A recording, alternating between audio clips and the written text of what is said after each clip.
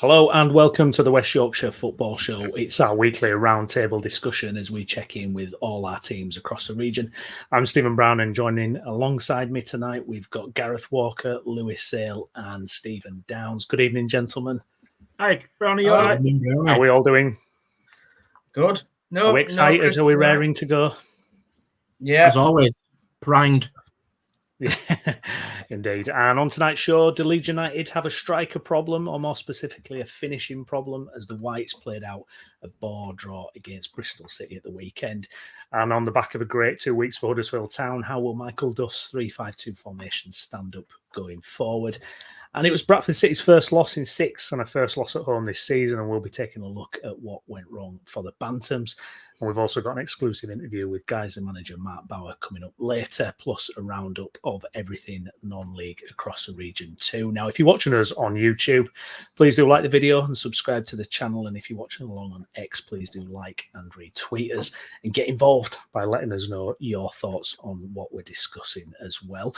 But excited to say, kicking us off on the show tonight, I'm delighted to say we're joined by a former Leeds United apprentice whose list of clubs include Bradford Park Avenue, Garforth, Harrogate Town, Doncaster Rovers, amongst many more. So please welcome to the West Yorkshire Football Show. We've got on Jamie Price. Good evening, Jamie. Hey guys, you okay? Oh, I like that. Right? Yeah, nice little clap. Round of applause for Jamie. Yeah. I'll have to get some sound effects going though. Yeah, I'll have to get some sound effects. Jamie, thank you so much for giving us your time this evening. Really appreciate it. Before we kind of look, yeah, thank you. Before we kind of take a delve into your past, you're at Selby Town now. How are things going over there? Good at the moment. Yeah, we've done well the last 5 games. So I think we've won 4, drawn. We drew 1 on against Brig on Saturday, which was a tough game. They're doing really well. Got loads of goals in them, but yeah, we're doing well. I'm really enjoying the coaching side of it under the gaffer and Nige over there. So yeah, really good club. Wanting to do things in the right way, and a good, honest group of lads as well. Young, but an honest group of lads who want to do really well for the club. So yeah, enjoying it. Amazing. Good to see you again, Pricey. Long time no speak, mate. How are we doing, Lou? All right. All good, mate. All good. We're going to run through a little bit of your career. Obviously, some stories that you might want to share, that you might want to let out the bag or keep in the locker room. I'm pretty sure there might be a few that you might not want to. Yeah, well, obviously, we'll see. Kicking off, first of all, obviously we know your previous clubs in the Football League and non-league, but it obviously kicked off at Ellen Road, didn't it, as apprentice? Just tell us a little bit how you kind of got into football and how you got into Leeds United and where that took you. So to start with, my dad took me up to Park, local park, as lots of people do, and I played for just my local team in Normanton. 3 or 4 years above myself, really, because they didn't really have any the youngest team that they were. So then through schools, went to Wakefield and played for Wakefield District and stuff like that, which I got picked up at Leeds. Went to a bit of a training academy thing, and they took me on. So from 10-year-old, 11-year-old, I was at Leeds and playing for my county team, which was my Wakefield. So went on from there up to probably 17-year-old. I broke my leg in when I was 16, and it just curtailed from there really with Leeds, and then I got released from there. I'm at 17-year-old after spending a couple of months on their YTS scheme, but nothing but good things to say about the club and the coaches and everything. Everybody that I've met there, they treated me really well until the last couple probably last month or something like that, and then but football moves on, doesn't it? And different things open then. In terms of your kind of grounding there at Leeds, is there any players that people may know of and recognise that you played with and had good times with, or you've kept in touch with in the future? Well, I was really good friends with Adam Lockwood and Nick Montgomery, who've gone on and done really big things in the game at Sheffield United, but also Alan Smith. He was a year above me with Gaz's best mate over there, and so I was really close with Alan Smith for that 5 or 6 years. Obviously, Al was above and beyond anything that Leeds had seen, I think, for that time. He was down at Lillyshaw for a small amount of time until he came back home because he was homesick and stuff like that. But yeah, they're the main ones. Obviously, Johnny Woodgate was up there as well. He was a couple of years older than us, but he was people that you looked up at in the youth team and stuff like Tony Ackworth and people like that. Kevin Dixon, who went on to have a good non-league career as well. So Warren Feeney, who's now he was managing in the lower league. So yeah, there were some really good players, but it was that time where they were getting into. Leeds were a top team. They were in the Champions League, and it was just going above and beyond everything that we'd expected, really. And a lot of people got left behind with the size at which the club were going. So, but yeah, lots of good people there, and lifelong friends that you've met really. And you don't see them, you don't speak to them that often, but you know, when you catch them every year, every couple of years, it's nice to be able to say, how are you doing? And you know, we met and you just go back on a couple of things that happened when you used to play and that. But I keep in touch with Adam Lockwood and stuff like that over at Leeds, and then he went to Doncaster afterwards. And yeah, a lot of good people. That's a good thing that football brought to me, really. Those contacts and that, the people that you meet through football. So yeah, amazing, seamless link. Then moving on, you mentioned Doncaster. That was your next club. Obviously, you know, you're quite synonymous a little bit with that in terms of that promotion winning season as well. You know, again, leaving Leeds obviously was probably difficult for yourself, but you found yourself a new club and found almost maybe a new home, would you say? Yeah, most definitely. I mean, having left Leeds, I was distraught having left Leeds. My grandma and granddad were distraught as well. They were really down because they took me everywhere. And one of the coaches who I'd had at Leeds, Mickey Walker, rang me up within 2 weeks and he said, "Look, Pricey, we're getting something going at Doncaster. We're going to start up a new youth team. I want you to come. I want you to be my captain." I went there, and it's the best thing that could have ever happened to me. And I would have loved it to stay at Leeds, but that was the best thing that could have happened to me football wise, to go into that situation at Doncaster.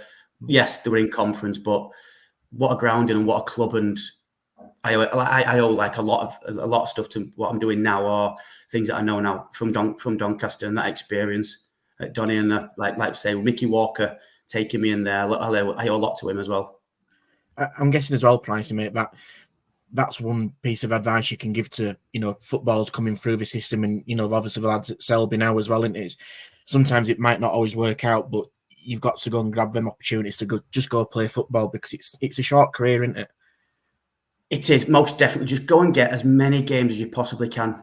Honestly, if a lot of it's about the money. If you're going to make money, you'll make money. Good players don't go missing now, but just go out and play football. It hurts me that people can let these top teams will sit there and they'll not play a game for 4 years, but they're multimillionaires and they've not kicked a ball. It's really frustrating, and well done to them. I would never take anything away from anyone doing that, but you do it to play football. Yeah. And the stories that you can tell, and if you win games, losing games, it's those experiences that you've got to go through. And if you don't do that, then you've not really gained anything from being a footballer, really. Money's nothing if you've not got any memories, you know what I mean? So it's catch-22. But yeah, I would always say to young lads, go and get games, no matter where you're playing, just go and get some games. I'm guessing the reward for yourself going to Donny and playing football was in promotions, wasn't it, as well? That must be one of the highlights of your career. Yeah. Sharing it with the group of lads that we had, because they put together a really good group of lads. So the year that we went up from the conference, Franny Turney obviously scored the winning goal in the playoffs. So Sir Francis Turney had scored that winning goal, got us up into the league. And I'd not played many games that season. It was the following season when we were in Division 3, when we went and won it straight away. And it was just that momentum. And I went out on loan, but I come back in. I think I'd started 24 games in that season. But it just passes you by, and you don't really take notice of it until you're looking back now and you think, bloody hell, you play them games. It's a big thing what we did, and it was, you don't realise when you're doing it though, if you know what I mean. So Doncaster, those 2 years, those 2-3 years that from being at the bottom of the conference, getting promoted from the conference, and then winning Division 3 against some good teams in Hull and Huddersfield and Mansfield, because there were some good players in them teams. Like you've got your Stuart Elliott's, who used to be at Hull, Lawrence, who used to be at Mansfield. There were some very good football teams, and for us to be able to do that in little old Doncaster, then yeah, but it's all down to the group of lads and the management and what they put together, really. looking at that Donny team as well, it was a very competitive Division 3 back then, Jamie. And naturally, a fact is that you were the promotion that you had. It was the last time it was called Division 3 before it went to League 2. So kind of a little bit of history in that one, but it was a really competitive division back then. Like in terms of the teams that you've named. Yeah, it was. And the funny thing is, we never played in League 2 because we went straight into League 1 because we won the league, you see. So we surpassed that. So we got another promotion, which was weird, really. You skipped a division, Jamie. Yeah, looking at we skipped a division. We did, and it's really weird to say that I played in League 1, but I never played in League 2, but played in Division 3. But people don't realise now when you're talking to young lads, they don't Division 3. What's Division 3? What are you on about? That must be a really poor standard if you're Division 3. So did you not know that football didn't exist past 1992? You know. Well, apparently FIFA 98. That's when football started. Is that when you put yourself on game? Yeah, that's when you could pick this end. Yeah. You know what? Can you remember what your ratings were back then, Jamie? Below 10 on everything. You were going to say something else then. You were going to say something else. I was going to say, I can't swear on here, can we? You say what you want, mate. You say what you want. So obviously after Donny, mate, obviously you had a couple of spells at York and Harrogate as well. Harrogate actually you probably played most games, didn't you, as well? But again, people of a certain generation may forget Harrogate were non-league like yourself. Yeah, I went to York for a couple of years under Billy McEwen, which was another brilliant thing with people but he was putting a young team together then. So the team had more or less disbanded because it was starting back up again, really. He put a really good young team together of local lads. So you got your TKs, so your Dave McGurks and your James Dudgeons and your Converys. But we had obviously Neil Bishop who could score goals, Clayton Donaldson who could score goals. So that was a really good season for us, finishing mid-table in the conference, because that was a tough league as well with your Stevenages and stuff like that. Mm-hmm. But moving on to that, I then moved to Harrogate Town, and under Neil Aspin. It's just another legend in football that people they miss. Do you know? It's one of those. He's a local. He played for Leeds, obviously Port Vale, all those time, and it was a man's league. Like for me, dropping down to that as well was a real tough league. But I had people like Denny Ingram, who were one of the best players probably I've ever played with. Mark Hume, one of my good friends in football. We had a real Danny Holland. We had a really good group of lads like Lee Philpott, Dave Merris, names that people probably don't like yourselves. You'll notice, but other people they'll just forget about them. But they're such good footballers, and your Darren Dunnings and stuff like that. Brilliant footballers and brilliant people, really. And fair dues to Asp again. He put a good group of lads together on very little, but you just wanted to play for him, and that's something that obviously it's hard to get. That I suppose it's really hard to put that group of people together. 15, 16 people who are all wanting to pull in the same direction. There's no egos or anything like that, and it's I've really had a good like grounding in me football just due to these managers putting good groups of people together. I want to say, how important is that? I know we're speaking a little bit just beforehand, just to get to know folk each other, but how important is it to have them group of players around you and the managers on your side as well, that just collectively you come together for the good of the club, really, and each other?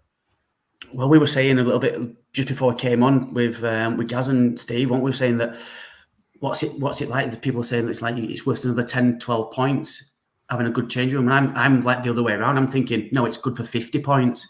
Your special players are good for 10, 12 points.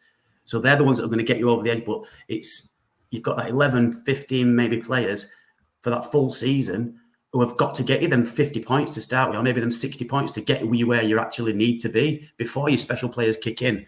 So I think it's a bit of a role reverse, really, where having a good group gets you your majority of your points. It's the special players that we've been able to have, your Danny Hollands and stuff in every team that you look at. We're going to get you those extra points where you're struggling 0-0, maybe 1-0, and you nick a point or you nick 3 points, which you shouldn't really deserve. But I find that the group of players is the ones that fetch the most to the table rather than your individuals. So yeah. Look at you speaking like a manager. I love it. I mean, obviously, as your career goes on as well, Bryce, kind of towards the latter end of your career, but you still played for a lot of our local clubs that we focus on here on the show. So Farsley Celtic, Garforth, Ossett Town as it was then, Park Avenue, and then you made the move to Scarborough, didn't you? But I mean, in between that, I remember at Avenue at one point you were assisting Martin Drury, who was ironically now at Man United Academy, but you were kind of coaching and starting to develop that as where you are now. What was that like, trying to combine both playing and coaching and taking that next step in your career in football? It's tough, Lou, because you've got to walk the walk, can't you? You can't have a go at someone for not doing it if you're not doing it yourself, really. And it was tricky, but me and Drew, because Drew's West Brom. Is at West Brom now in their first team. Of course he is. Of course he is. Yeah, so he's up there now in their first team setup, which is fantastic for him. But we put a really good group of players together, Lou, up there, and we were good 18 to 18, but we couldn't keep it out in his box and we couldn't put the ball in the goal. But it gives you an insight of what managers have got to do. It's everything from kit to talking to chairman to talking to... you've got to do everything, and it's such a difficult job for anybody. But it was a fantastic experience for those 6-7 months that we were there, because we used to have to... I was cutting the... because we sorted out at Altofts, my local team, that we could train there in pre-season. So I was cutting the bloody lawn. I was going round on the cricket tractor, going round cutting the pitch and watering the pitch. So our lads, we didn't look idiots, but lads were fetching in like Potsy from chuffing FC United and that, thinking we don't want to embarrass ourselves. I'll cut this so it looks right well. But it was but those things that you get up to, and the lads loved it though. The lads really loved it. We put a good group of lads together, brilliant footballing team. But 18 to 18, we were fab. In our goal, we couldn't keep it out, and we couldn't score with players that we had in 18. So apart from that, we're all right. Yeah, we were brilliant though, wasn't it? Yeah. No, you're spot on. And I think this is one thing that people who may not be familiar with non-league. You talked about that group, didn't you? That mentality of kind of coming together, but that shows of how important it is. I remember seeing you doing that, and players run up and down the hills and the grass that you've cut, but you've got to have that mentality, haven't you, to just get somewhere in the game. Of course you do. And do you know what? It don't go unnoticed, if you get a group, it don't go unnoticed to know the work that you put in and the effort that you put in. The players that you're fetching, and if they see that, they're just willing to give you that little bit more, and they're with you. And yeah, we got some, it was nice to hear people like, when we did get shown the door at Park Ave, and rightfully so as well. We've got no qualms about what with results and stuff like that. The players really do respect what you did for them and enjoy it, and I really bit into what we'd tried to produce. And there's a good footballing team. Yes, results didn't go well, but we were never going to curtail away from our thoughts and beliefs of how Park Avenue should have played, because the season's building up to that, Lou. The 2-3 years, we had some good footballers and some good teams, but we scored goals, and that's what we were missing really in that little bit of an era that we had as coaches and managers, I suppose. Because you were out of the team, you could have chipped in then with a few of yourself. Well, we could have done with signing Downsy, but it looks at what goal it showed me in that, but I just wonder. Forward, did you? Well, mate, if you ever get into management, I'm here for a low contract offer for sure. Packet of Watsits and some custard creams will do me just fine, and a couple of. Well, you're on pens anyway. You're straight on pens, so it don't matter. So that's. Yeah. No, that's good. I'm up for that. Don't have to run very far. I just wondered, in that time that you're talking about with Lou, like you've gone from Leeds to Donny to being in even at Donny, even in like the non-league sort of. You were at the highest level of non-league, so there's still a professional sort of attitude there. How hard was it mentally for you to then, when you did go down to the the sort of the lower end of the lower league, how difficult was that mentally for you to change? Because you will have encountered some lads that hadn't been in anywhere near a professional environment that you were in. Were you looking at some of these young lads, and particularly the young lads, and thinking that's just alien to you in some of the stuff that they were maybe doing? As in the players that are coming, like when I was in my time and stuff like I mean, so like you've gone one way and they're coming the other way. Do you know what I mean? So they might be going out on a Friday night, getting in at like 4 a.m. on a Saturday morning, and then coming and playing. Do you know what I mean? It's stuff like that. I mean, so my age group was the last YTS age group really. So then it went into the scholarship. So we had a really tough. So we was cleaning boots, we was painting stands up at Bellevue. We was like doing all the groundsmen at half time, like putting all the divots away. Whereas the year after, it went into the scholarship. So all of the jobs got took away. So then as we're working down, the kids who are coming up they've not seen any of that. So we're getting them.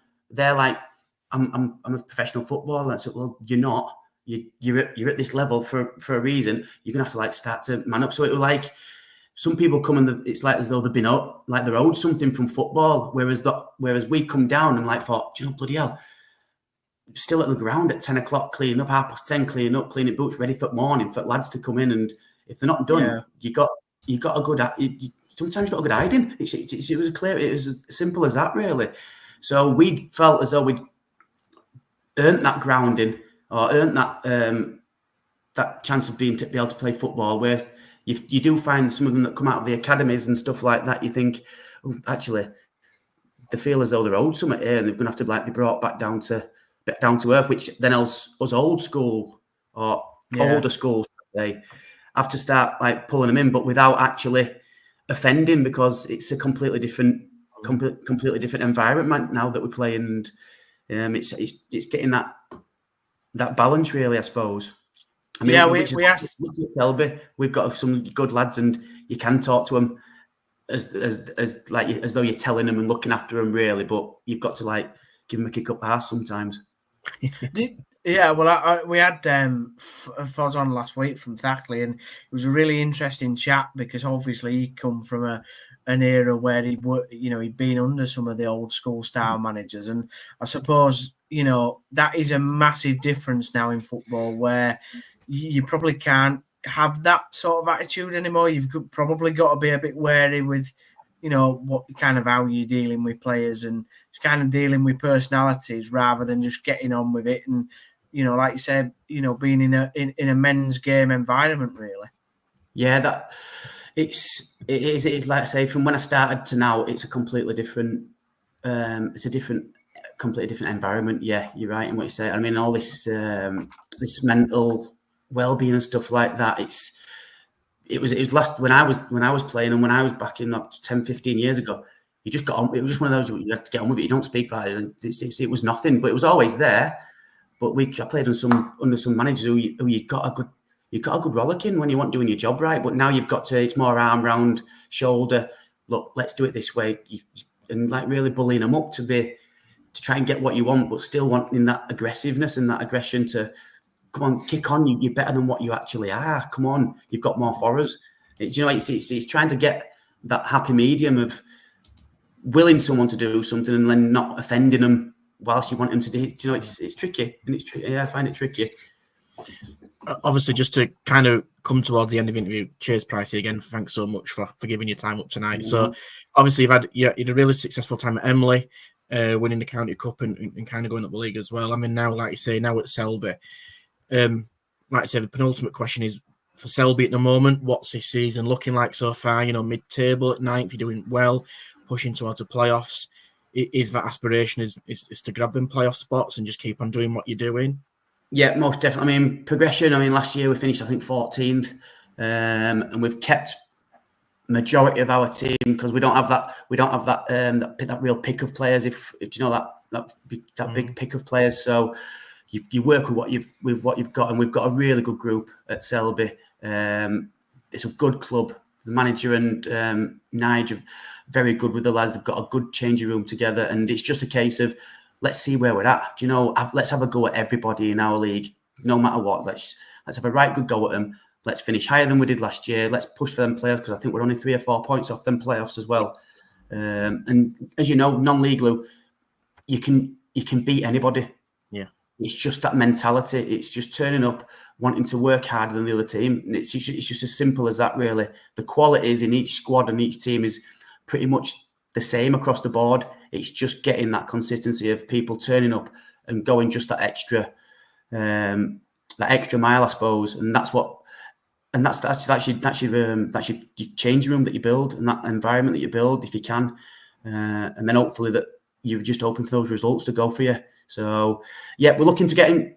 I'm not going to lie, we're looking to get him promoting playoffs. That's our target. Why wouldn't we want to get there? Because we want to put ourselves up there, and next season again, we want to progress again and just keep working on it. That's how it's always been, whichever club I've been to, looking at that progression. And I think looking at every single team that I have actually played for, we have progressed every single season, and it's turned out really well for the clubs that have been part of that journey, which is good to see. And like your Emily's, your Garth are doing fantastically well. But it's just nice to have been on that part of the journey throughout these past 10 years, 15 years. So, yeah. No coincidence, mate. You were there with all of them. Yeah, no, you were absolutely there with all of them. So, and kind of one as well for me is, what does it look like now for you in terms of football? Is it coaching? Is it possible aspirations to be a manager? What does that look like for you, mate? Yeah, I want to be a manager. Yeah, I do. I love the coaching side of it. I love being on the pitch with the lads, trying to improve teams. It is one of those now where I'm thinking I need to put my own stamp on a team. I'm not in a rush, but I see people like Fozzers, your Dennis, you nip up at Wunwell and stuff like that. You know, you've got Rob Ewell up at Harrogate Railway and stuff like that. I've played with these people, like Mark BOWER, played against Mark. He's doing fantastically well. And his management's growing like York Frog and stuff. I want to be part of that niche now. I think I'm ready to step into a club, and hopefully a club will take a chance on me. Yes, I haven't got the background in management, but I've been coaching. I've been about the game for 25 years now, and I think I've got that contact, and that with me just coming out of football as well, I've still got that contact of playing with these young lads and stuff like that. So I feel like I could put a real good team together, and management's the next thing for me, but definitely keeping on that, because I just love the football. I love football. I love non-league football, and it's just a case of keeping going and progressing that way, I think, because my footballing days are finished now. What knew it needed. Give over. Sadly. No, absolute pleasure to have you on, Jamie. You know where we are when you do get your managerial job. Obviously, Downs on penalties, Brown can do media. Gaz can be assistant coach, and I'll do your recruitment. So you sorted, mate. You don't need to go far. We're sorting out, guys. That's us. Thanks for having me on anyway, guys. Jamie, really appreciate that. Thanks a lot, mate. Bye-bye. Yeah, you say something, Steve. No, I was just going to say Gaz loves 3-5-2 system, so you'll be all right in terms of formation. That's us then, yeah. Sweep forward. Definitely. Thanks a lot, Jamie. Thank you. Bye, mate. There we go, Jamie Price. What a man. Fantastic interview. Fantastic to have a chat with Jamie there. And, obviously he's been around the block, hasn't he, Lou? But what an experience, and he's got some great stories to tell. Yeah, he's one of the real good guys in non-league, and I know that fair play to Price, because it's not normally what he does. But he did say he's come out of his comfort zone, bless him, and he's done it. And you wouldn't even know. He's a pro. Yeah, that's a character he is, and like you say, he's been around West Yorkshire non-league and just Yorkshire in general in terms of non-league, and he's got a lot of love from a lot of people. So he will make a really good manager in non-league. He could even possibly go higher depending on what he wants to do. But I think while he's at it now, he'll probably be mowing Selby Town's grass for the next game, cleaning the boots, doing everything he can do, because he's just a hard worker and he just loves the game. And I think this is one thing that we can only stress to people watching and listening, is that the people in non-league and in football in general, that's what they do. It's just normal. There's no kind of expectation or going extra mile. It's just what they do to make things work. So, yeah, an absolute pleasure to have him on, and I'm sure that we'll hear more from him soon. Yeah, indeed. Yeah, I'll be honest. If Jamie again in the future, I'll be honest. If he continues like that, we'll replace him with Chris or Jay. To be fair, they are replaceable. That was Steve who said that, by the way, not me. No, Anyways, Moving on, guys, if you're watching along, please do get your comments in, subscribe to the channel, like the video, retweet it, all that good stuff as well. But we're going to get to our other clubs now. We're going to start things off with Leeds United. A 0-0 draw against Bristol City at the weekend. Myself and Jason, our match review is up on the channel. So if you're looking for a bit more of an in-depth chat about that, please do get over to that video. It actually stirred up quite a few comments, actually. And our kind of debate point or talking point that I wanted to bring up about this, and I'm interested to get the fellas' takes on this as well, is do Leeds United have a bit of a striker problem putting the ball in the back of the net? And I don't have it with me. I'll try and get it up. But there was a graphic that was going around Twitter at the weekend showing Joe Perreault's XG when he started games. I think it used about 5 or 6 games, and his XG is registered. I think it's less than like 0.3 in every game. And it's a bit surprising, actually, because he was scoring when he was coming off the substitute bench. He had a couple of appearances and you thought, yeah, he's on it this year. And he's been given his chance in the team, and he doesn't look like putting the ball in the back of the net. We've got Matteo Joseph, who bangs them in for Spain under 21, but when he's playing for us, doesn't seem to know where the net is. And then you've got Patrick Bamford, who obviously comes with a lot of baggage and isn't exactly Mr. Clinical himself. One of the concerns for a lot of Leeds fans, I guess, is this could really undermine us potentially winning the league or getting promoted.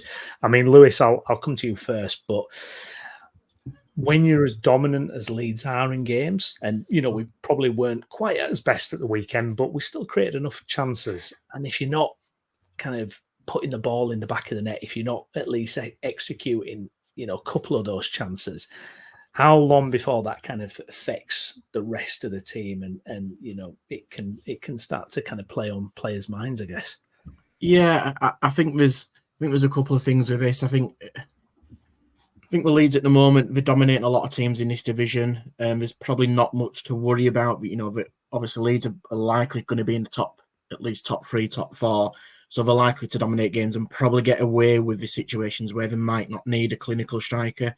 If you had a clinical striker, let's be honest, they probably won't be in the Championship this year. But I think, obviously, like you say, it sometimes does call out because you just you're in the final third more often than not at the moment. And I think those games against Bristol City are probably frustrating because there's an expectation with the amount of possession and chances you are having, at least one's got to go in.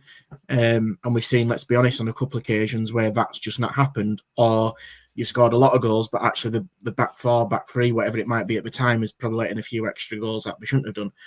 So I think it's something that will be on Farke's shopping list. I think for January, I think he'll be looking for it. The real difficult thing is can you get the quality that you need during January for the price in a market that's going to play into other clubs' hands when Leeds come calling? Because we know when a top team comes calling, you know, there's a few extra pounds that are added onto that potential value. And also you've got to get the right character in. We just listen to Price, exactly that. It's difficult when Farke's got that team together into what he wants and how he molds them together. And the strikers are selfish. Strikers want to score goals. Sometimes they might not always be the best team players. So he's got to really balance that kind of morale within the camp as well. But I would think that he will be looking for someone, whether it's a loan or maybe for a 2-year deal. I think the benefit of Leeds at the moment is that, like I say earlier, probably 7 times out of 10 you're likely to just get over the line against some of these teams just because of the quality of the squad. Yeah, absolutely. Gaz, Andy Cook, could he do it in the Championship? He could do it anywhere, mate. Yeah, he's unbelievable. He's talking to my mate the other day. He's an Aki Stanley fan, and he said he always loved to have a striker like Andy Cook. Absolute beast. But it's funny you're talking about it because at City, we're playing 2 up front, and we're talking about not having a partner for Andy Cook at the moment. There's only Cookie scoring goals. We've had, I think, the other strikers haven't scored. Ollie Sanderson's scored a couple, but has disappeared off the face of the earth. So you're always wanting more. I think the thing obviously there's the worry if anything happens to Andy Cook, and there's also the worry of not having a partner for Andy Cook. We should have got promoted with Andy Cook getting 30 goals a season, and maybe the rest of our team hasn't been up to it. As Lou says, strikers are selfish. They affect the way you play. So when you bring a striker in, does it change how you play? Because you have to play to his strengths. They're really hard to come by. Managers say strikers are the hardest players to sign. It's the hardest thing to do, to put the ball in the back of the net. It's funny you talk about Pirot at Leeds, because when he was at Norwich, he was banging him in, wasn't he? Not at Norwich, sorry, Swansea. Yeah. Banging him in. What's different at Leeds? There's got to be something that's not quite right. At City, we have a habit of being a striker's graveyard. I think that's why we love strikers so much when they do score goals for us, because down the years we've really struggled to find strikers who can get us over the line in games and maybe get us the promotion, the extra 12 points that Pricey was talking about there. Whereas now we've got the striker and we can't marry it up with the rest of the team, it seems. So it's such a difficult one, Brownie. I honestly, like you said, it will look at someone in January, but how easy is it to sign somebody? You don't know. If you want Andy Cook, he's going to cost you 100 mil, mate. Well, we made quite a lot this summer. You never know. We might be able to cock it up. But yeah, no, it's absolutely spot on. And it makes me chuckle, actually, because when we were terrible in the Championship for like 10 years, we always seemed to have a good striker. Chris Ward, Beckford, Becchio, McCormack, and the rest of the team was absolutely useless. But we always had a guy up top, and now it's kind of not the reverse, because they're good players, obviously, but it just doesn't seem to be happening. Steve, from kind of an outside perspective, were you surprised that Leeds didn't sign a striker in the summer? I think I may even remember that you possibly questioned that this summer, but I don't know if I'm misremembering that. No, I at the start of the season, I said it was the one position that Leeds probably was weakest in, because Gaz makes a good point about Pirot at Swansea, but the thing about Swansea, you have to remember that they're a very specific team, and the way they've played over the last 20 years is very specific to Swansea. And so, everything used to go through Pirot at Swansea, and that's why he got a lot of goals, because literally his job was to be on the edge of the D, getting into the box and putting it in the net. At Leeds, you're not asking him to do that. What you're asking is, a lot of the attack comes from the wide players last season under Somerville, Nonto, James when he was fit, which I think is a massive miss when he's not fit, because I think he's one of the best players Leeds have got. But even under the new lads that you've brought in, you're looking a lot on your wide players to create, and therefore that doesn't have the same effect as what other teams in the Championship need, where they need that central striker that scores a lot. Patrick Bamford is all right, and I think Jay made a very good point months and months ago, where when Patrick Bamford is in the team, he does a lot of the good link-up play. The problem with Bamford is he's not probably at the level that you need to go to that next level. So when you come to January, you'll have to make a decision and go, right, well, we'll probably have to, like Lou says, spend a lot of money, but are we going to buy somebody who's going to be good enough to go into the Premier League? That's another thing you've got to think about. So I think that Leeds do need a strike, and I thought Joseph was going to be one of the a good solution. But I think you still have to remember he's young. He's only like 22, 20. Yeah, 21. I think 21. Yeah, it's a lot of pressure to put on a young lad in that sort of environment, and. He's not really that sort of big sort of striker, is he? Where he likes to hold the ball up and likes to dominate centre backs. I think that's what Leeds need. They need a big bruiser up there, to be honest, to go with the flair wide players, and that's what you haven't got. So if you get that in January, great. What I'd say is a Troy Deeney type. That's what you need. Somebody who's going to, not mess about with it. Get people out of the way of your Nontos and your other players like Dan James that will create space then to whip balls in or cut in the inside and score loads of lovely sort of curling goals. So yeah, I think you need a striker, but I think it's going to cost you a lot of money. And is it worth it? Is it, do you think you've got enough in the tank before you get promoted? And then when you're promoted, you can go out and spend in Europe and say, right, this is our position. This is what we need to go get this summer. I remember when Town in the Premier League bought Steve Mounier. For years we'd survived on little Naki Wells up front, and I really like Naki, but he was hardly a big bruising centre forward, was he? And we used to stick him up front on his own, bless him, and he used to get absolutely nowhere. God knows how we got promoted with him. him just being left up top all the time. But, when we got to the Premier League, we signed Laurent de Poitre, who loved eating a pie.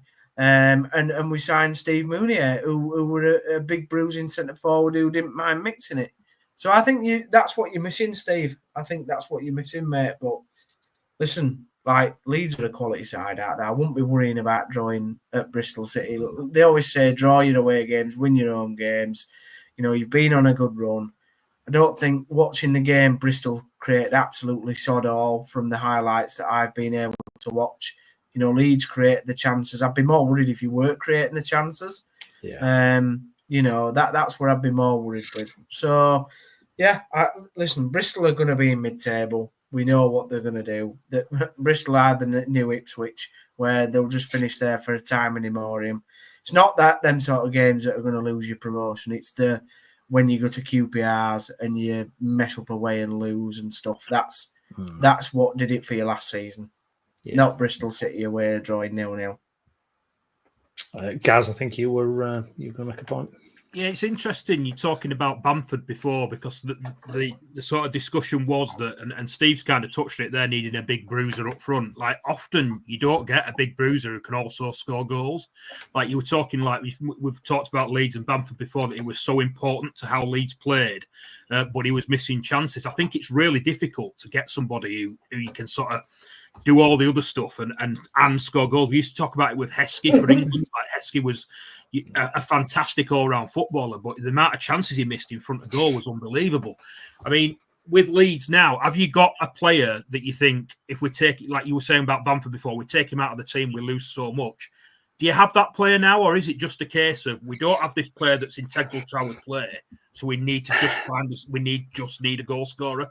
What do you think? Yeah, it's a strange one, because Joseph, I really was convinced. I mean, I were crying out for Joseph to come in at the end of the last season, because he just looked hot. He just looked on form. He scored a goal against Chelsea away in the FA Cup. He thought, this guy's coming to the fore. He had a really good pre-season. He were banging him in pre-season. He thought, this is perfect. And he's a little kind of bit of an all-rounder. He can do the press. He can do the running.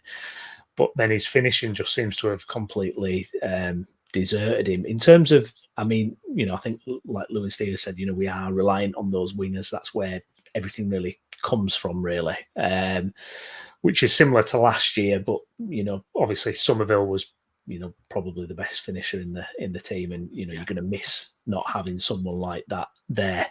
But yeah, no, it's fascinating, because it's whether we try and do something. I don't think we will, though, because I think we can still muddle through, like Lou says. I think there's still enough there to muddle through, and should still be winning most games. But yeah, it's a bit of an interesting one. I mean, if Joseph finds his shooting boots, then for me that's his position. I think Peru, I just don't get him. He's coming off the bench and he's scoring, and you just think, I mean, if you look, but you won't, Brownie. The reason you won't get him is because you've not played with a player like him for a few years. You don't play with a traditional number 10 that he suits. That's what he did with Swansea. You would have the big lad up front. He was playing behind. Yeah. Everything used to go through him. And like I say, he would slip round the centre forward into the box. And that's why he got 20 goals for Swansea, because everybody would move to the big centre forward and he would slip in that gap and score the goal, where you're asking him to be the big centre forward at Leeds. So he's got nobody to slip in behind. It's not that's not his game. And then also the fact is Swansea didn't have the type of attacking wingers that you've got. So, they weren't reliant on that. It was all about pass, move, space, pass. Leeds is fast attack, lightning attack, get in the box, whip balls in. But there's nobody to whip balls into. And that's Leeds' problem. It's a big problem. Yeah, exactly. A couple of comments to get through here, and it shows up more when the rest of the team don't weigh in with their fair share of goals. And James asks, are strikers, i.e. 20 goal a season men, just a dying breed, as they just don't get brought up and they're sat in the reserves at lower prem on double money? And Josh Sargent would be ideal for Leeds. Yeah, definitely a big bruiser, isn't he? Good stuff. Okay, well, we'll leave the Leeds United stuff there. Guys, get your comments in. What do you make of what's happening with Leeds United's forward positions? And also subscribe to the channel as well. Mr. Downs, Huddersfield Town. It's been a good couple of weeks. You must be absolutely chuffed. I mean, I was watching the highlights from the Exeter win at the weekend, 2-0, and I mean, they didn't have anything. They didn't have a sniff, did they? Really, from what I saw. Was that what it was? Was that reflective of the game? Yeah, they had one chance where the lad, I forget his name, big lad up top, McGuinness. Anyway, he came into him, he chested it down. Everybody thought he was they were going to give a foul, and the referee didn't give a foul. He chested it and put it over the bar. Chapman rushed out to him, but that was kind of their only chance. But yeah, just a professional display from Town, really. That's what it's so weird in League One, because there's a lot of talk after the game, like people I think there's a few comments come from Duff slightly where, and I don't blame Duff for this because we talked about it last week, but kind of why are Town fans like not absolutely cock-a-doot about beating Exeter? Well, we are, but it's kind of, you know, we've not been in League One for 12 years, so we expect to be beating Exeter at home 2-0 in a professional performance. That's what we expect, a professional performance where, you know, we're not really put under that much pressure. I was surprised with Exeter. I don't know whether the 3 games in a week affected them. You know, like any away game for Exeter's like difficult, isn't it? So, you know, we drew down at Wrexham. I was really pleased that we came through that, to be honest. And then the 2 home games back at the start of 2 weeks ago, when you guys were saying, you know, what would you take from this week? Well, I got what I wanted to take from it. I would have liked to beat Wrexham, but I didn't expect to. But the 2 home games, I was like, we need to be winning. So yeah, a professional display, and we got out of it what we wanted to. I'll be honest. I think Wiles plays well. I thought, you know, Mikel Miller did all right. There were some good performances in there. Danny Ward did well when he came in because Radulovic was ill. So Kevin Nagel, our friend of the show, went home back to the US happy. This notion of Duff potentially talking about this issue with fans, you know, maybe not celebrating as much as what he thought might have been the case, or however it's been worded. I can get both sides to it, but I actually think he might be onto something here. Listen, I know there's an expectation to win games because, yes, you have dropped a division. I think he's thinking more of a long game, and that, again, everybody coming together and being quite a bit of a siege mentality, because you do have to enjoy these wins, and it's that old thing in football where it's a disaster if you lose, it ruins your weekend, and if you win, it's a bonus, but it feels more of a relief. I think Duff wants a bit of excitement, a bit of, you know, a real get together about when you win a game. Let's all really get in this together and really enjoy it, because it can be quite a powerful thing. And I think with the clubs in and around this division in League One, you've got to have any small margins as possible in your favour to get promoted, I think, this season. And that's not disrespect to you guys as Huddersfield, but when you look at likes of, you know, Birmingham, Exeter might be up there, and the rest of it, obviously, we're going to win in tonight, but they might come up. It's one of those situations where I think Duff is wanting to get everybody on side and feel like it's a real good feel factor about the place. I think that, for me, that's what he might be getting at. Well, I think that there is that, like, apart from the few idiots that you had a couple of weeks ago, and they are idiots, by the way, the ones that wanted him out, calling for his head. What I would say is, I think there is a level of, he talks about trust with the supporters, and I really like the way that Duff speaks. You know, I think he's one of the managers that, and I didn't really listen to him a lot when he was at Swansea or Barnsley, but the way that he comes across is really good with fans. I think, you know, he talks about trust with the supporters and the fact that he understands that there hasn't been a level of trust by the Warnock and Corberan era and going back 10 years to Wagner. There hasn't been that trust with the supporters because we have been let down on the field, and he wants to build that. Now, Saturday, Lou, I think was better, you know, atmosphere-wise. I think it was, you know, there was a lot more chanting, a lot more definitely chanting of Duff's name. So I think that trust is beginning to build. I think you can see the very 10 years of fibres there. But what I would say is we haven't seen anybody being beaten that's big yet. You know, your Charlton, your Birmingham, your Wigan. I think these sides that we have beaten, I know that it probably comes across bad and egotistical and big-headed and whatever else people want to throw at us, but I come into this division and I think we should be beating Bristol Rovers. We should be beating Exeter. We should be beating Northampton. We got beat 3-1 by them. Blackpool, we lost 2-0. I would have called Blackpool a bit of a big head. That if we'd have beaten them, that would have been great. So I think the atmosphere will really start to build sort of going into Christmas, post-Christmas, when we start playing a few more of the big heads, and if we beat a Wrexham or a Charlton or a Wigan, I think then you're starting to go, right, well, we need to start bumping it up a little bit and really getting behind them. So I agree with what you're saying, Lou, and I think Duff does have a good I think he does have a point, but I also think I see it from our side as fans as well. Yeah, and I know Gaz has got a question. It's an interesting dynamic for me because when a team loses as a fan, like I say, your weekend's done and you feel like, that's it, done and dusted. Whereas a win, it's like, fair dues, we've won. And that's it. For me, you've got to enjoy your wins. You've really got to savor them because even though they might come across a bit more often than what people may think, you've got to celebrate a win. That's what you work hard to do. Monday to Friday is that time to work hard and get your reward on a Saturday. So I think I get it on both sides. I just think sometimes I think fans can enjoy wins a little bit more than probably what they do. But yeah, I mean, over to you, Gaz. I don't want to steal your thunder, mate. No, you're not at all. What I was going to say is it's not like me. I know you'll say this, but I'm kind of on the fence with you. I think you're both right. And James has kind of touched on it with his comment that he's just put in here tonight.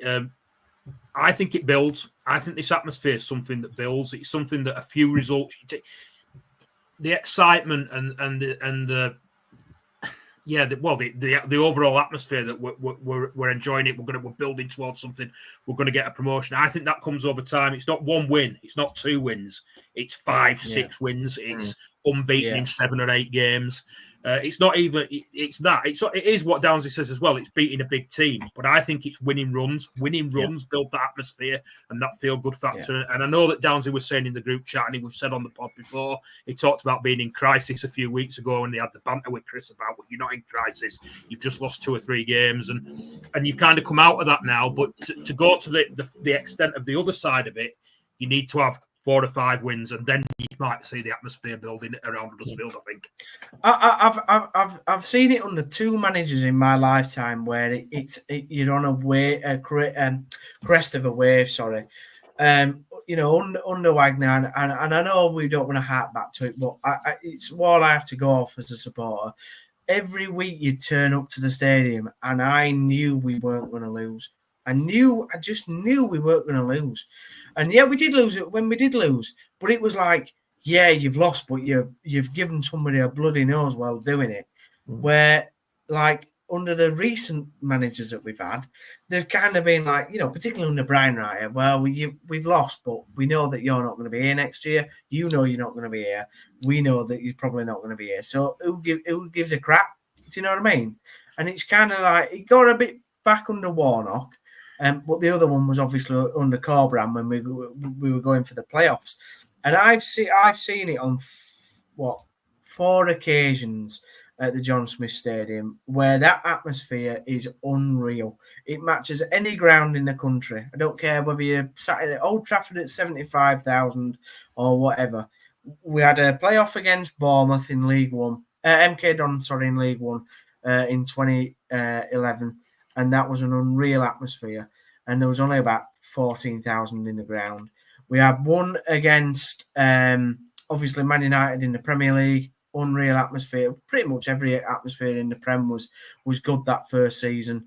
We had, when we beat Luton in the playoffs under Corbran, that was great.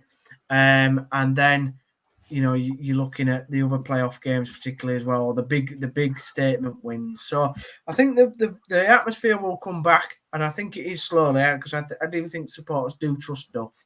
I don't think Duff. I've never thought Duff was the problem, even when we were having a chat about the crisis and whatever. Duff was never the problem. The problem has been historic at Town, and hopefully the attitude or the clouds that were there are going to start lifting. That's what I'd really like to happen. Listen, we could go to Tamworth and lose 3-0 in the FA Cup. I'm not really going to be that bothered because, listen, that out can happen in the cup. Oh, you'll be asking for the crisis again. No, not Tune in no. for the next Huddersfield Town crisis. It comes back to what I was saying, though, Downs. Like, you're not going to go from one extreme to the other, really, overnight. No. Those atmospheres that you're talking about, they take time to build. That builds over time. The same with City when we would. I always hark back to 98, 99. That's my favourite season for City. And we're exactly what you're talking about there. We were rocking up at games and I knew we were going to win. You knew we could win without getting out of here. You didn't have to go at full pelt to win a game, and they take time to get to that situation. It's like as well you're talking about if you lost, you knew we'd given a team a bloody nose. That was like it were under Parkinson at City. You knew that if you were losing with 10 minutes to go, you'd have a bloody good go. There's ways to lose games, but these things build over time. It's not something that you can just switch to, having come out of a relegation season and now being in a playoff position. It takes time to build. In that 2016-17 season, like one scenario is like Norwich. Town haven't won at Norwich for like 70 years. And I knew we were going to go there and win. I just knew it. It's just mad. We came away and we won 3-1. But that didn't happen overnight, was it? No, it doesn't. And you're exactly right. And I think that's what I said about the sort of the start of the fibres of the feeling we've duffed, the feeling with some of these players. Last season there was a lot of crap being said behind the scenes. A lot of things happened and whatever, and players came out and said a lot of stupid stuff. And I think, the crowd has got behind quite a few of these new players that have come in. People like Mikel Miller. You can see he cares. He goes, if he loses the ball, he's running his ass off to go back and get it. That never happened last year. It didn't happen. You look at Radulovic, all right, whatever you think about him as a player, when he scored the other week, last weekend, he's blooming, crying up to the sky because he scored a goal for us, and he wants it so much. So, and young Marshall, I think I've not seen a player like at Town like him for a couple of seasons where, he just never stops running. I mean, the lad just has energy going. He must have about 50 Mars bars at half time because he just must have a sugar rush. It's just fantastic to see. So, listen, the FA Cup's this weekend. We'll probably get through and then get Charlton and get knocked out. But that's what the FA Cup is for Town. So, I'm starting to enjoy the season again, Brownie. To go back to your main point, we started well against Peterborough. We had a bad spell. We're over that. Thank God for Barnsley and how crap they were. Cheers, Becca, by the way. My good lady who supports Barnsley. Thanks for Barnsley being a bit crap. And then it set us off on this good trend.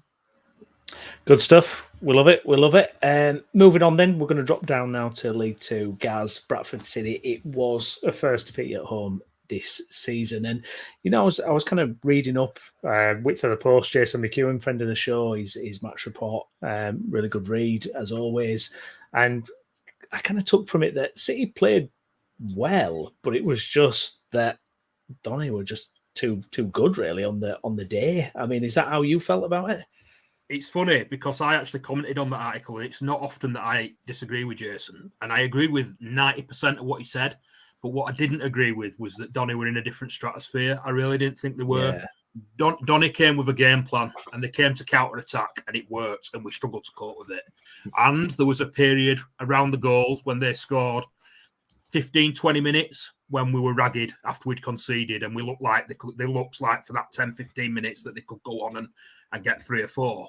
But for the majority of the game, I felt that it was a very even game and it was 2 well-matched teams. And I also felt that the end of people are mourning and saying, like I said, that we were outclassed and this, that, and the other. But the end of the way we finished that game, those last 10, 15 minutes, yes, we went very direct and it was very sort of industrial and it was very old school and it was in-your-face football. But that is a lot of what Bradford City fans do tend to like. And those last 10 or 15 minutes, Valley Parade were rocking. It were absolutely rocking. And you felt that if the game had been 5 or 10 minutes longer, we'd have got an equaliser. And if Graham Alexander had made 5 subs altogether, did Alexander, and if he'd have made them at 1-0 instead of 2-0, we'd have probably got something out of that game. And that annoys me about managers, not just Alexander. It annoys me about any manager. Why are you waiting until you're 2-0 down to make substitutions? Make them at 1-0 or at 0-0, affect the game. 2-0, the game's gone. It's too late. You're 65, 70 minutes in and you're 2-0 down. I don't think that we were totally and utterly outclassed. I think that there was a period in the game when it could have gone very wrong, a 20-minute period, and they came and they counter-attacked really well. And Kyle Hurst and Luke Molyneux were fantastic behind Billy Clark. Billy Clark had a quiet game. Not Billy Clark, sorry, Billy Sharp. Had a really quiet game, but he popped up with a goal. He does what Billy Sharp does, and he's there. I looked across the goal that he scored. You might have seen it. It's a cross that comes in. They've counter-attacked, and they've broken down the side, and the cross comes in. And I looked straight across at the linesman because in League Two, those goals, the striker's often offside. And I looked across at the linesman, and he didn't flag. And then I looked at Billy Sharp. He's never going to be offside because Billy Sharp's too experienced to be offside in that kind of position.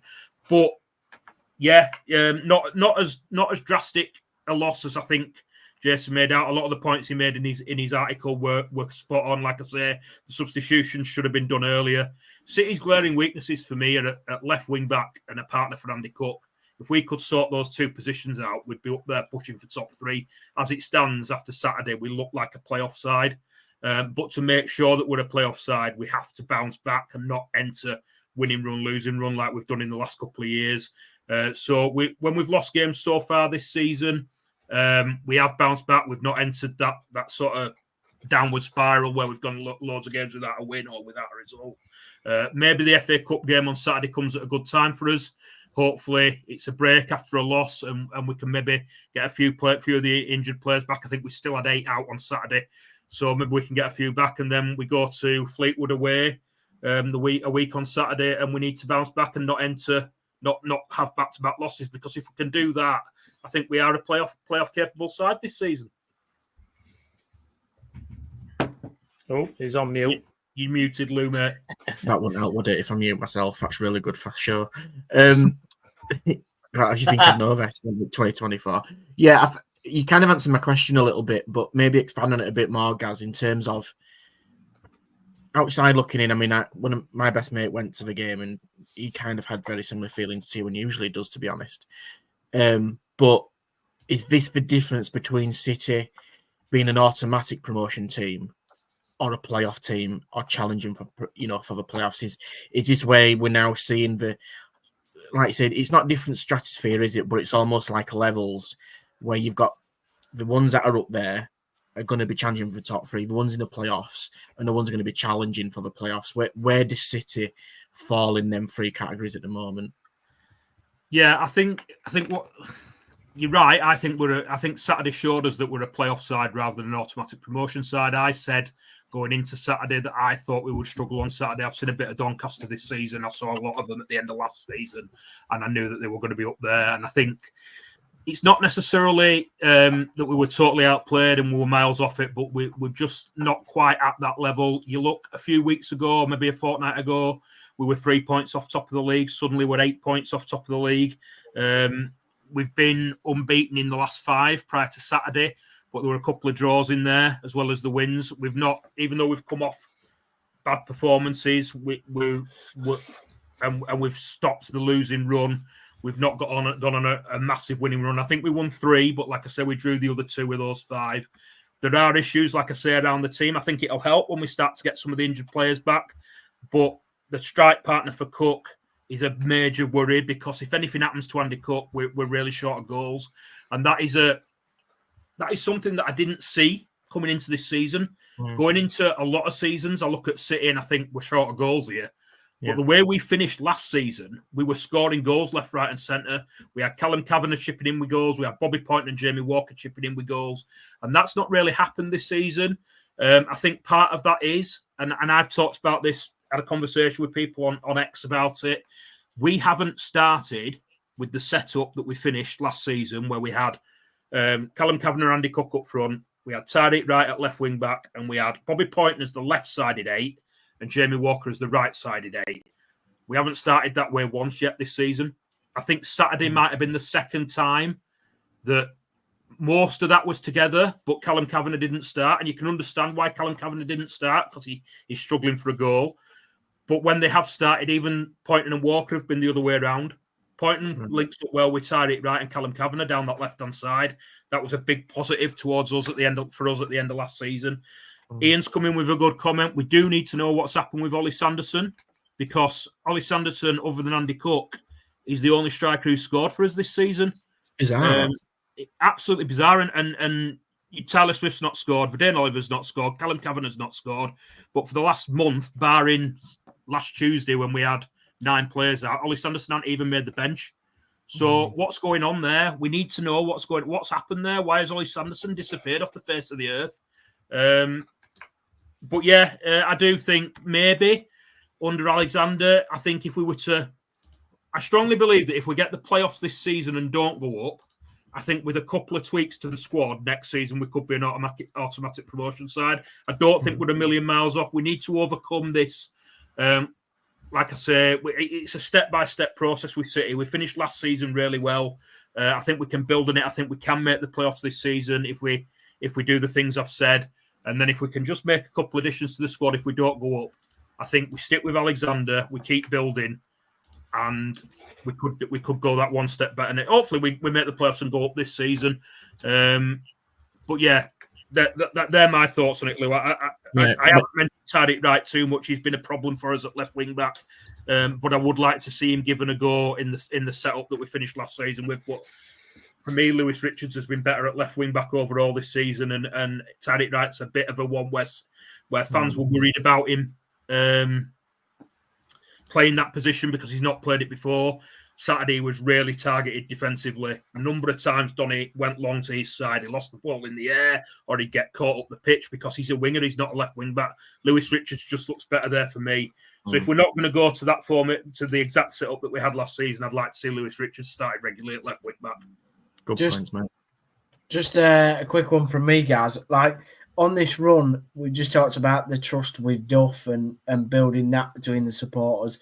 Obviously, Alexander's been at City for a longer time than Duff now, but the run that you've been on, do you think this has healed a few of the gap between some supporters and not necessarily coming from Alexander, but more from the supporters towards him? Do you think it's healed some of them, them sort of thoughts, or are some supporters just waiting for the next, bad run to happen? I think one or two probably are, because I think they always are at City. You know what it's like at City. It can change like that. It goes toxic very, very quickly. But I am hopeful after Saturday. I think we talked about a little bit there with Huddersfield, like if you lose, you make sure you give a team a bloody nose. And the way we finished that game on Saturday and the way the atmosphere was towards the end of the game indicates that, yeah, we lost, but we probably lost in the right way.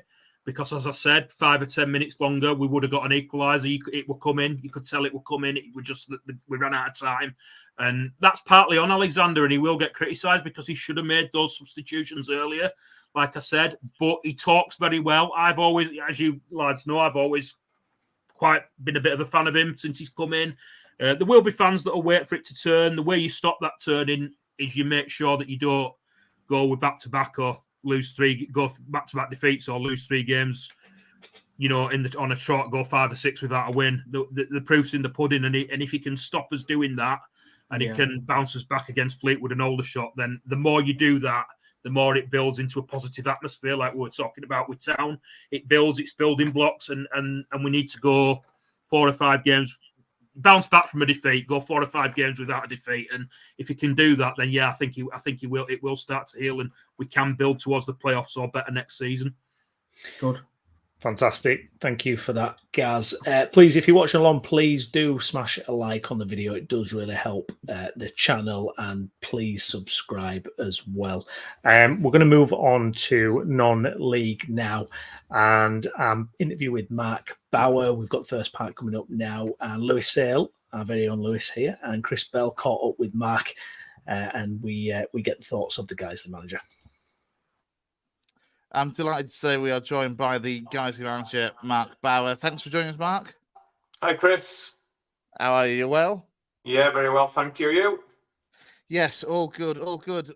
What seems like a pretty good, steady away kind of season so far for the Lions. Obviously, no game this weekend due to Ashton being involved in the trophy and Guisley not. We'll look ahead, of course, to the FA Cup.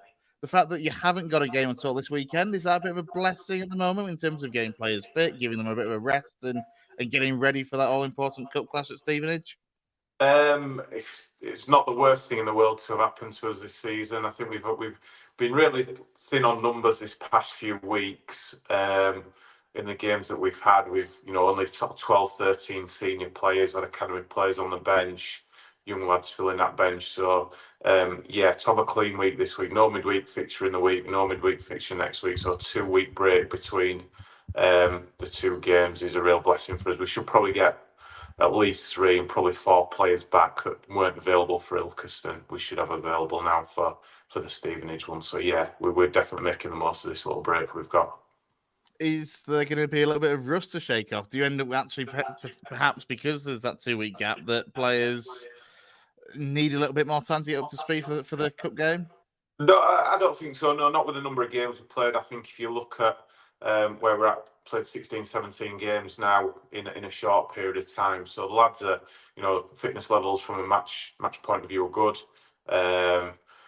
We've certainly worked some in training in between as well. We've not, it's not been a case of we've just been completely off. Had 2 really good sessions Tuesday, Thursday following that Ilkeston game, a little breather over the weekend, and then 2 more in the lead up to Stevenage. So yeah, staying on top of them, but just allowing some of those bumps and bruises that players start to carry once you get a couple of months into the season, let them settle down. That's definitely been more of a positive than a negative to us. That was good to see you again, mate. Hello. How weird does it feel to talk about preparing for the game against Stevenage? Not like we've said it, for years, and I've been saying it in interviews this season. Not had much luck in the FA Cup. It's been one where, some really bad draws, tough draws away from home after, you might get through a round. Some shocking refereeing decisions, bit of bad luck. It's just never ever gone for me, and even as a player, I didn't really get very far in it. So yeah, maybe this year coming together a little bit for us. We had 3 home draws in the first 3 games, albeit a couple of them were really tough ones. And then at Kidderminster, in the first half, in the last round, on another day we could have been a couple down at half time, but relied on our goalkeeper playing well and then missing a couple of chances. But no, on the whole, I think we're not conceded a goal so far in the competition. Played 3 teams from above us in the standings, so yeah, we deserve it, and really looking forward to for us to go test ourselves against a League One team. And let's be honest, Mark, as well, you've not really had the luck of a draw, like you mentioned earlier. You've only just gone and got past Scunthorpe and Kidderminster to get yourself that tie against Stevenage. So even despite on paper the draws being really tough, you guys, like you said, have done the job and got through to this prestigious first round, which has given you opportunity to showcase yourselves, hasn't it?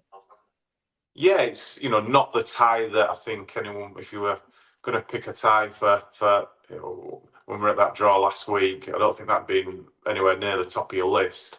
But no, you got to take what it is. That's cup competitions. You've got to take what you're given, and that's what we've been given. And it's a great opportunity for our players to go and test themselves against proper good quality League One players. But in an environment probably as well where there's no pressure on them as well. So we'll enjoy it. We're going down on the Friday night. Make sure that we prepare as well as we possibly can. And they'll guaranteed, you know it, we all know it, there'll be non-league teams, beat League One and League Two teams in the competition in the first round. And we've got to try and be one of those teams. And when it going to penalties on the day, no replays, I guess there's a little bit more jeopardy there for those higher ranked teams, and gives us an opportunity to potentially get through. But yeah, we know it'll be really tough, really tough ask. But the lads are playing with confidence, and like I say, 1 or 2 bodies back as well, quality bodies as well, that will make a big impact on our team. So we'll go there with a little bit of confidence, but knowing how tough it'll be. You do look at that as a tie that, had it have been at Nethermore, possibly could well have been a TV game.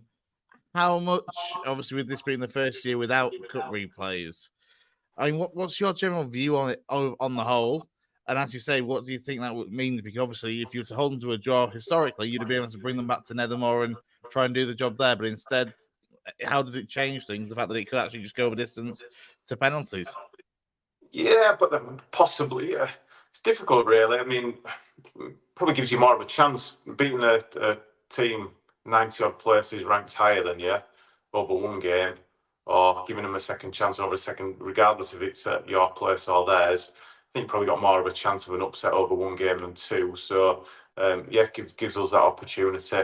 Would it have been on TV? Possibly. Possibly not. Stevenage is not the biggest team, are they, in the competition, had it been at our place. So, yeah, we'll see how it goes. If we win on penalties, I'll be all for no replays. But yeah, it's one of those. It can go for you, go against you. I think it'll be exciting, won't it? There'll be games on the Saturday afternoon. I think we're one of the featured games on I don't know if it's a match of the day or whatever is on the BBC that they've got reporters at and showing goals as they go in. I'm sure a game or two will go to penalties on the day, and it'll make interesting TV and be exciting for people watching. So, Lewis, you might be in the bar after an Avenue game, and you might see a penalty shootout in one of the FA Cup games after. So, we'll see how it works. It's new. We'll see, but it is what it is. I think we'd have definitely liked a home draw, but yeah, we'll embrace it and do the best we can. What was it like as well, Mark, being there at the first round draw, at your boyhood club as well, and when, your number gets pulled out, and obviously the BBC cameras point in your direction when that comes out? Is it one of those moments where you're thinking, I've got to keep a straight face here, or is it just feel a little bit surreal? It was a surreal experience, yeah. I did a couple of Look North interviews, speaking to Radio Leeds on and off in between things going on, and really, makes you in awe of the people at BBC, how they produce it. There's chaos going on 1 minute, and the next second it's live on TV and everything's all glossy, shiny, looks fantastic. So the work they do that goes on behind the scenes is fantastic. Yeah, that camera pointed to us when the draw came out, and I've got to be honest, myself and Jonathan Greening, the Scarborough manager, we both said slightly different things once the cameras had gone off us about our draws. But no, yeah, we certainly enjoyed it, a different experience, and yeah, you had to pitch taken with the FA Cup and all that sort of stuff. So it was a really good night, really enjoyed it. In terms of obviously your experience in the FA Cup, both as a player, as a manager, have you got any standout moments that you've got in your career that you can possibly tell some of our listeners about? No, not overly. I played at York when York were a League Two level club. Went on loan from Bradford City early in my career, and we went away in a replay. We drew with Reading at home on the Saturday. I think that must have been second round stage. Went away to Reading, who were top of League One and on the ascendancy, when they were on their way up to the Premier League over the preceding couple of years after that. We went there on a Tuesday night and beat them 3-1 in extra time, and yeah, put on a really good show that night. Not too many others. No, I could only really best memories, I guess, are a support watching Bradford City beat the likes of Tottenham in the third round in the late 80s and bits like that. But yeah, not had much luck at all. Got to the first rounds of play with Guisley. We drew Barrow, who were a conference team at the time, and absolute stinker of a draw then. And we should have beaten them in the first game, drew 2-2, and then got beat 1-0 in extra time up there as well, which were yeah, kind of summed up my FA Cup experience, really. So I've been saying for years, hoped it will just all roll up and go into 1 year. So who knows, maybe this is the one we can get through a round or two more. And it feels like it's come full circle. Obviously, some people obviously know yourself from Guisley previously, and obviously with Avenue, now you've got a club that is going on the up. You've got a team that you've put together that looks really strong on paper. Just generally, Matt, how does it feel to be, let's be honest, challenging at the right end of the table, looking for promotion, and back at a club that obviously you've got real good affiliation to, and they've got good affiliation to you too? Yeah, really nice going back in, and a lot of people behind the scenes are the same as the ones that were there when we were there in that first spell. So that felt quite easy to get back into the swing of it. We know what people expect, and obviously, you don't have to be a rocket scientist to realise that with the players that we've been able to bring in, that we should be challenging at the top end of the table. So, the one difference has been this year, I guess, is we feel like we've put a good team together, but we're missing 6 or 7 proper senior players. But because we're able to have a stronger squad, we've been able to deal with that and still pick up results, still get through in the FA Cup. So that's been a real positive and something that we've probably not had as a management team for the past few years. So yeah, just enjoying being back and like you say, Lewis, challenging at that right end of the table.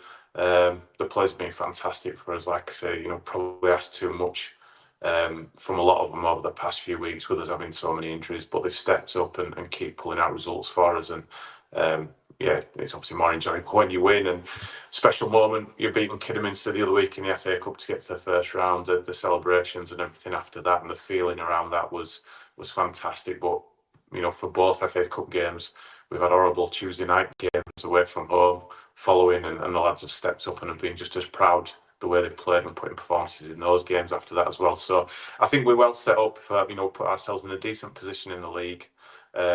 Players coming back that'll make a big impact on our team. And once this FA Cup runs out of the way, we can really attack a busy schedule. Catching up on a few of the games we've had called off in the lead up to Christmas and try and get ourselves up as high as we possibly can. It's a difficult league. The likes of Worksop and Macclesfield, those two big spenders, but not just that. They've got teams that have been together for several years, and I think we've played both of them this season, lost narrowly to both of them. Games that I felt that we were more than capable of winning, but probably that togetherness that they've had over the years probably saw them through those tight games. Whereas we're at the start of that journey now, and that'll come over time. And but we've certainly put ourselves in a decent position to start with. It might be a slightly obvious question, but I'm going to ask it anyway, Mark. Obviously, fast forward to May, and it'll be 10 years to the month since you got Guisley promoted last time. I mean, what chances of that happening again, and just how special would that be for you to be the man to get Guisley, back out of the NPL, back international League North, albeit a different way of doing it last time?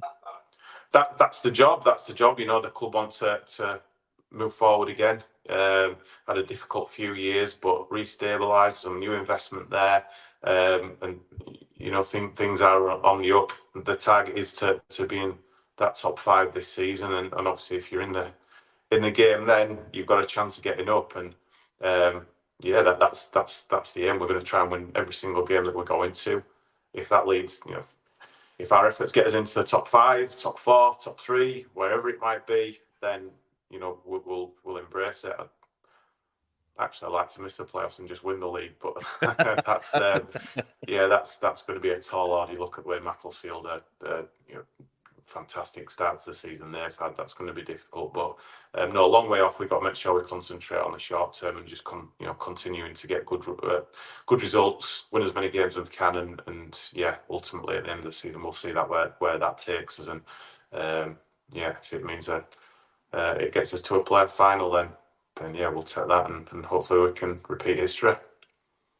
I want to say that'd be nice. I think as well, Matt, just before I move on to the final question, obviously it's never easy to be kind of out of football, and obviously what happened previously at Avenue, but do you feel a little bit more refreshed, a little bit going into this job? Have you learned a little bit from the previous few years of, let's be honest, the club struggling at the wrong end of the table for various reasons, but then you've been able to put this squad together that from the outside and inside there's quite high expectations. Is that felt a little bit different? And have you, let's be honest, felt better about it? Well, listen, I had a great time at Avenue. Really enjoyed it. That first spell when we went in, we were able to put a squad together. Probably got a little bit of luck in keeping a majority fit for a majority of the time, and we were able to challenge top end of the year and top end of the table and get in the playoffs for a couple of years in a row. After COVID, I think it's well documented. It's been difficult, and there's not been the money there to challenge like we'd done before. But we felt we'd done a good job. We kept the club in the National League North for a decent period of time, and just run out of a little bit of luck maybe in that third season where we took it to the last day despite all the injuries we had in that second half of the season. But through that, you learned, you tested differently. You learn make the most of everything you possibly can to get the most out of your players, to get the best results you possibly can. So thoroughly enjoyed my time at Avenue. It did become, in that, towards the end, really, really difficult and a little bit soul destroying at times when you see other clubs able to push on and kick on. But that's part of management. You can't have the best of it all the time. You've got to adapt, and certainly it's made me a better manager. And I think, now taking this role at Guisley, different expectations, but we'll, as a management team, we do the same thing. We try and get the best possible players we can from the resources that we've got, and then when we've got them in the building, we try and put the best team we possibly can on the pitch to go and get results on a Saturday. It's probably allowed us to be a little bit more adventurous in how we play. I think we've got goalkeeper, the defenders that we've got allow us to be able to push more bodies up the pitch and score goals. So yeah, it's been a different challenge, and obviously one that you probably enjoy more. With Saturday afternoon, 5 o'clock, you want to be winning games, don't you? You want to go in the bar after a game having won, and I get the drinks in after we've won games, and Martin, Bosch, Danny King are doing all right out of me so far this season. So long may that continue. Amazing. So then, Mouse, what's the plan for this week? Obviously, without giving any of your starting lineup and tactics away, what does this week look like for Guisley and yourself and the team?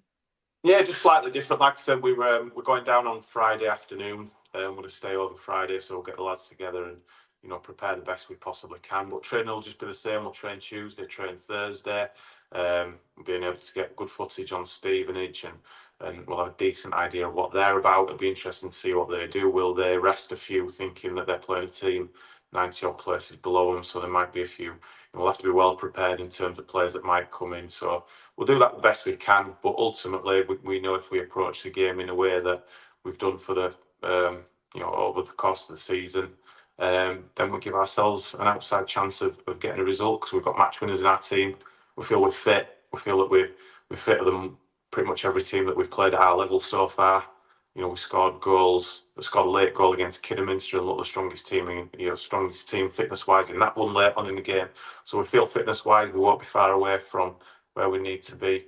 Obviously, a little bit of luck will certainly help, but yeah, let's be well prepared. We'll know what we're up against, and we'll know what we want to do. But ultimately, we want to make sure we go down and enjoy it, and you enjoy it, don't you, by giving it a good go and having a chance of winning. We can't ask you about the cup exploits without touching on the youth team as well, actually, who obviously do really well season after season under Dave Curry and the coaching staff there. But again, another good FA Youth Cup run for them this season too, going to Harrogate, I think, next week. Absolutely. The main thing, I think the difference in my time, having come back from what it was like before, there's just an expectation amongst the group of players, amongst the staff, that we can compete, we can beat these. That's a good draw for us. We'll beat Macclesfield, no problem. Macclesfield established ex-Football League club, big catchment area, big crowd, you'd expect them. But no, Guisley now are at the level where we're better than that. We'll beat them, and they went and proved it. Some performances have been really good from the players. We've had some of the younger boys involved with us over the past few weeks and coming off the bench. And we played a predominantly academy team in the West Riding County Cup this week, and probably should have beaten Armthorpe, to be fair. I thought we were a better side, and the young lads just stood up to it really well, played like men, and that experience will have done them good. But fantastic for the club.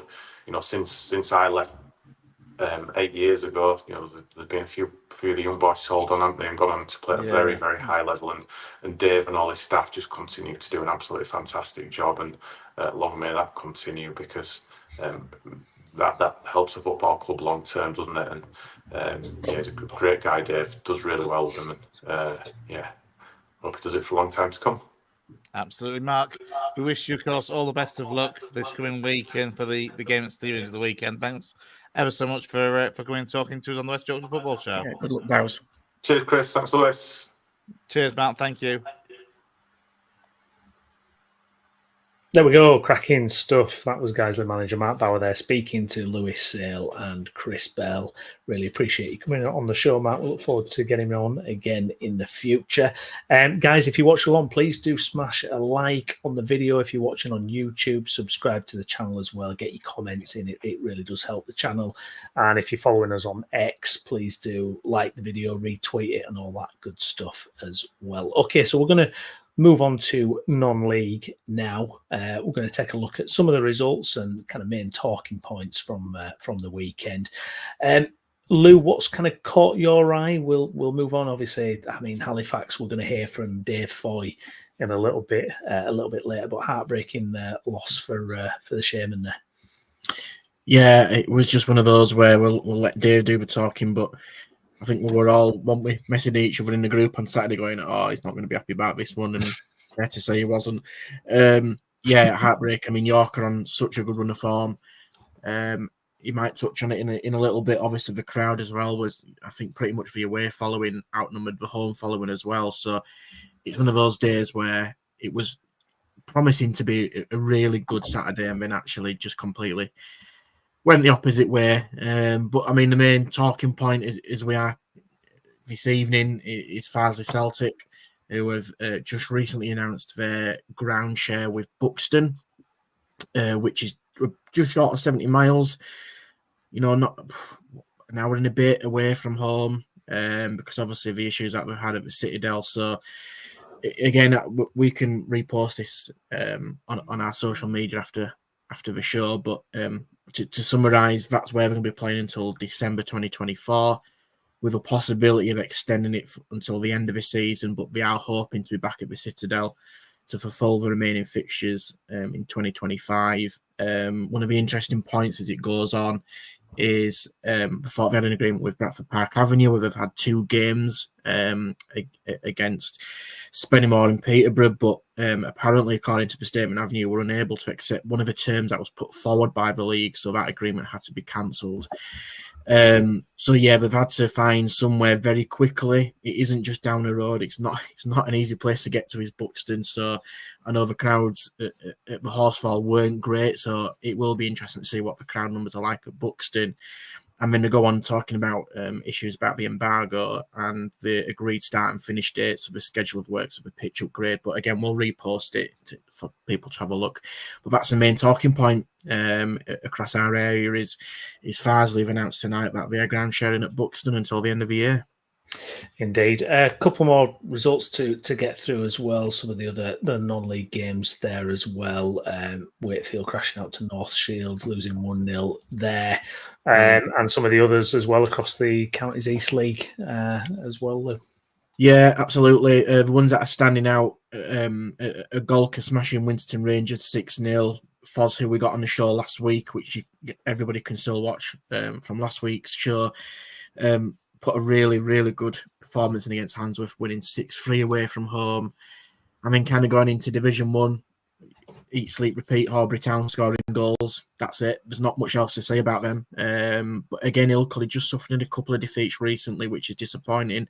But again, a team from our region of Glasshountain getting a couple of wins under the belts, which is good to see. But yeah, I mean, look, you can only see by the graphic there how many goals have gone in across the North and Counties East League across the weekend, and there's never a dull moment in that league, and it's going to be so close come the end of the season.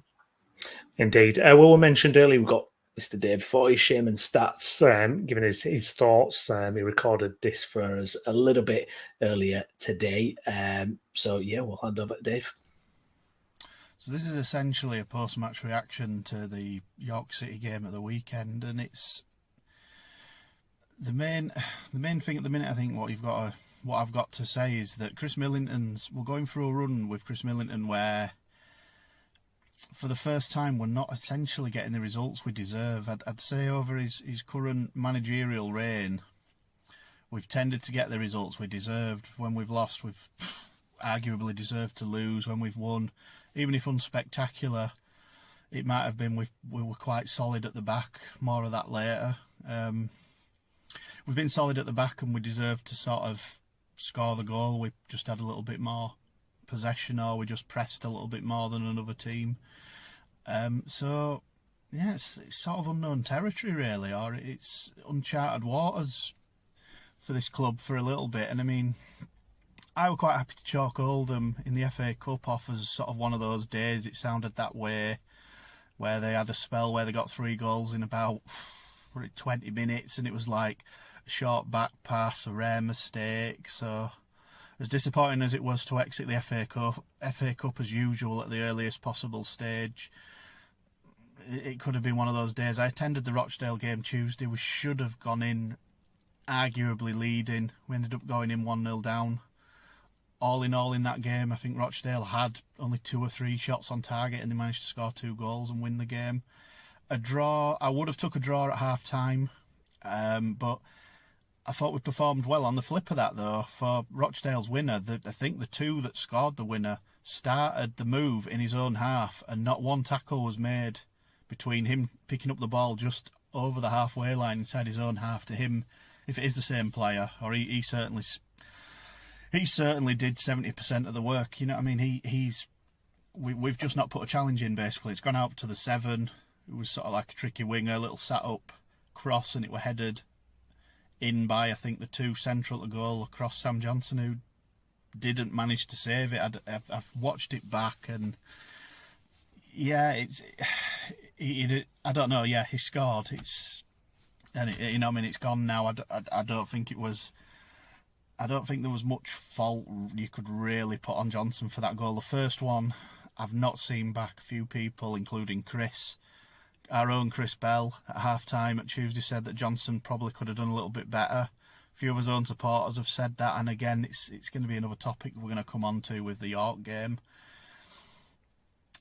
I think a draw would have been a fair result on Tuesday. When Waters equalised, I was like, yeah, fair enough. If we get a draw, that's fair enough. Rochdale played a bit better in the second half than in the first half. But on to Saturday, it was a game I didn't manage to attend, so I've had to take a couple of days just to listen to Chris Millington's post-match interview, read articles, read fans' reactions to try and build a bit of a narrative and a picture from the day. I believe we didn't start that well. First quarter of an hour, I believe York may have hit a post, and it was mostly York. We managed to score from a mistake. I think Florent Hottie slipped Jamie Cook in from sort of a stray pass, and we managed to score. I thought it was a little bit like football. As much as we sometimes bemoan our own bad luck, has a tendency to even itself out over a season, over a period of time. And I thought, well, after some of the defensive lapses that we've put in over the last few weeks, York making a mistake and us capitalising on it is it's sort of even it out a little bit. And I think we played well. The general picture I've got is that we played pretty well, and in the second half we should have been completely out of sight. We missed a couple of really good chances. The same at Rochdale. I mean, Andrew Olawabori was the main culprit. He'd get himself into great positions, take 2 or 3 men on, or 2 or 3 men would converge on him, and his end product was just really poor.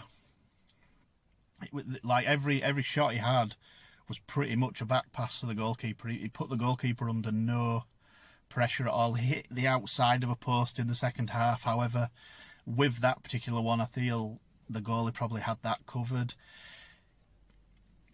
It's happened again Saturday. I think generally we've got in good positions and not managed to finish it off, or we've worked really well up to that final third and the final ball, or that final product's just not been there.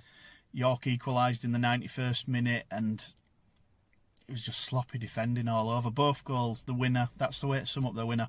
Both free kick, both dead ball situations, and we've not dealt with them properly. I think when York either headed the ball, I've watched the goal, but because we've lost, I really struggled to properly, I don't want to say analyse it or take it in, but because we've lost, I don't have any, I don't know what word I'm looking for, but I can't remember if there was 3 players at the back post that were there just to head in the winner, or there were 3 there just to head it across for the goal, where again we haven't done very well.